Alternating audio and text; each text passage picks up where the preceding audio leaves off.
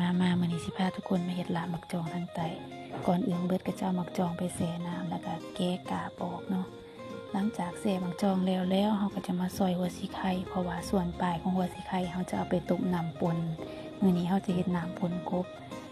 กลางหม้อแล้วเอาหัวสิไข่ลงใส่พอหม้อร้อนเนาะปดแล้วก็จะเอาปลาแดกใส่มื้อนี้จะใส่ทั้งตอนไปพร้อมเนาะทั้งหน้าทั้งตอนแล้วเราก็จะเอากบลงต้มกบนี่เขาจะลอกหนังออกมื้อนี้เพราะว่าบ่มักกินหนังอะเนาะในระหว่างที่เราถากบสุกเขาก็จะมาแกะหัวหกบัวหัวผักเทียมไว้หลังจากนั้นก็จะมาซอยหมักถั่ว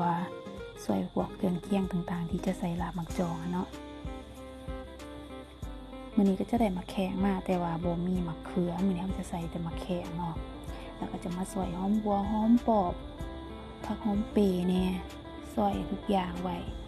แล้วเรามาเบิ่งกบเฮาก็สุกแล้วเฮาก็จะมาตำในส่วนหัวผักบัวหัวผักเทียมแล้วก็มาพริกลงไปตำให้มันละเอียด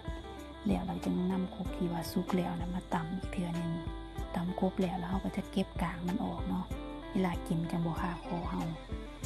เมื่อปรุงสิแล้วเราก็จะเอาลงในหม้อนึ่งอีกเทื่อนึงเพราะว่าลาบหมักจองเฮามื้อนี้ส่วนประกอบมันหลายแน่เนาะสิมีทั้งหอยทั้งมะแขงหลายอย่างเนาะปรุงลงไปแล้วเราก็จะหมักจองลงไปพร้อมกับเครื่องเคียงทั้งหอยทั้ง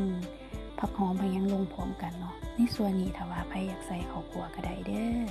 เมื่อเรียบร้อยเราก็จะตักใส่ถ้วยพร้อมเสิร์ฟเลยมื้อนี้นะ